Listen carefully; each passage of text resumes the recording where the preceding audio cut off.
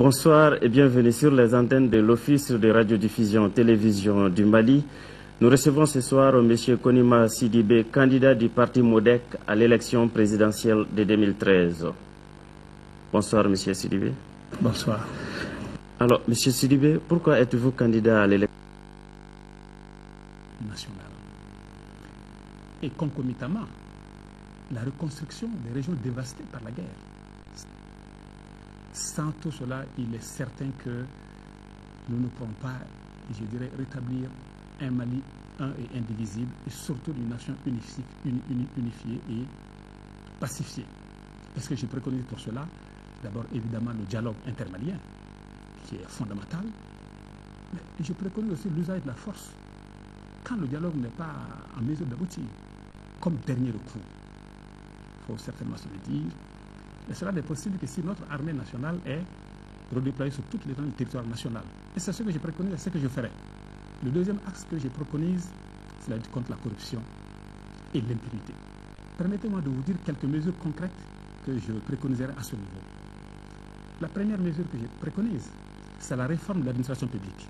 Parce que cette réforme, l'objectif recherché, c'est de rendre les actes de corruption difficiles, d'une part, et d'autre part, d'assurer des sanctions à ceux qui vont fauter.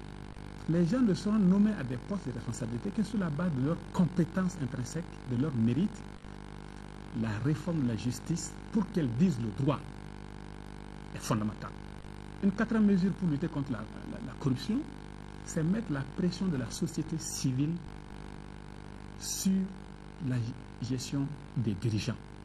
Le troisième axe que je préconise, c'est l'accès de tous à des services sociaux de base de qualité. Ces services sociaux de base, c'est essentiellement l'éducation, c'est la santé, c'est l'eau potable. D'abord, refonder le système éducatif.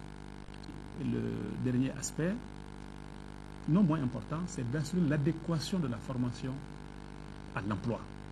Il n'est pas normal que moi, j'ai fait 7 km pour aller à l'école à pied et revenir à la maison. Que mes enfants aient fait ça. Mais maintenant, ce sont mes petits-enfants qui sont en train de faire ça. Vous croyez franchement que 50 ans après l'indépendance, il est normal que des jeunes Maliens encore fassent 5 km à pied pour aller à l'école? 5 km au retour, 10 km par jour? Non, moi je ferai une école dans chaque village et même dans chaque grand hameau pour que jamais nos enfants et nos petits-enfants ne marchent aussi longtemps pour aller à l'école. Mais sur 1 millier de 16 comme aujourd'hui au Mali aujourd'hui, il y a plus de 500 qui n'ont pas de médecin. Donc souvent c'est un infirmier qui ne sait pas faire grand-chose. Et ils n'ont pas le plateau technique minimal. C'est ma deuxième mesure phare. Je dis que si les Maliens me font confiance et me portent à la magistrature suprême du pays, chaque CESCOM sera doté d'un médecin minimum. Et le reste du personnel qu'il faut. Et ils seront dotés du plateau technique minimal. Et enfin, il faut assurer un approvisionnement correct des Maliens en médicaments essentiels de base et à des coûts supportables. Vous vous rendez compte que beaucoup de Maliens se soignent aujourd'hui encore avec la pharmacie par terre? Est-ce que c'est normal ça? Le quatrième axe que je préconise, principal, c'est la bonne distribution de la justice. Encore une fois, notre justice trop souvent prend des décisions injustes. Mon cinquième axe, il s'agit de lancer le Mali sur la voie, sur un processus durable et équitable de création de richesses, à un rythme permettant d'améliorer significativement le niveau de vie de tous les Maliens. Et le sixième axe que je préconise, c'est la même chose.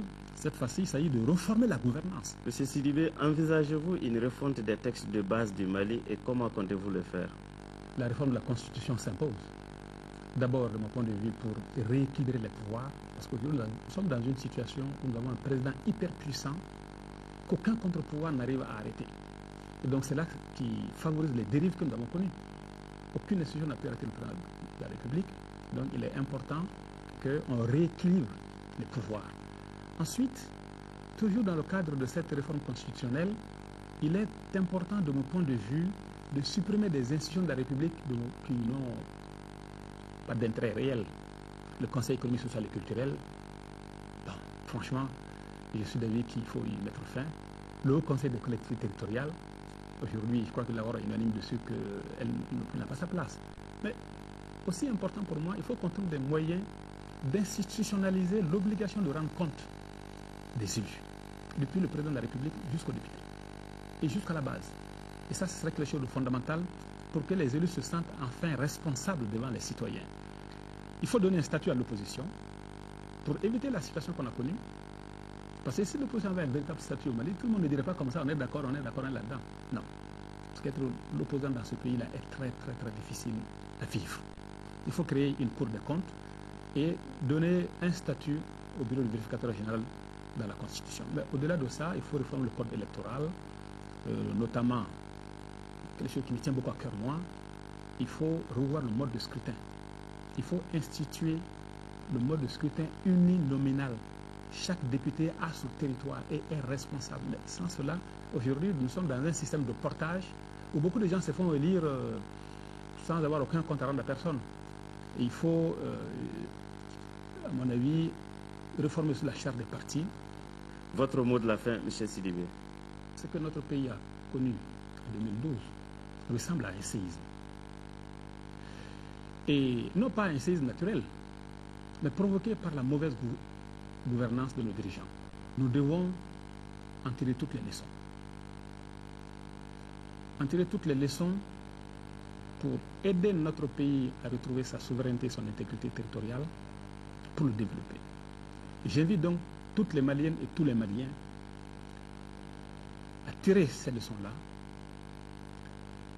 à élire les dirigeants du pays, à commencer par le président de la République le 28 juillet prochain.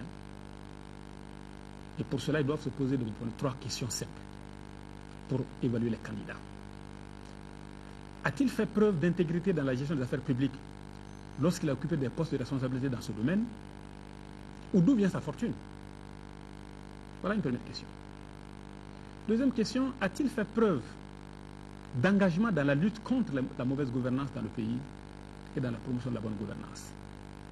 Troisième question, a-t-il les capacités nécessaires pour occuper ce poste de président de la République et conduire le pays vers la bonne gouvernance? Sa capacité, c'est quoi? C'est la capacité technique, c'est la capacité à rassembler une équipe compétente et dédiée à la cause publique, très important, et c'est la crédibilité et la capacité du candidat en question à mobiliser les Maliens autour des grands enjeux du moment. Je leur demande d'aller voter massivement pour donner une chance au Mali de se remettre debout et de prendre la voie de la bonne gouvernance. Je vous remercie. Merci, M. Sidibé.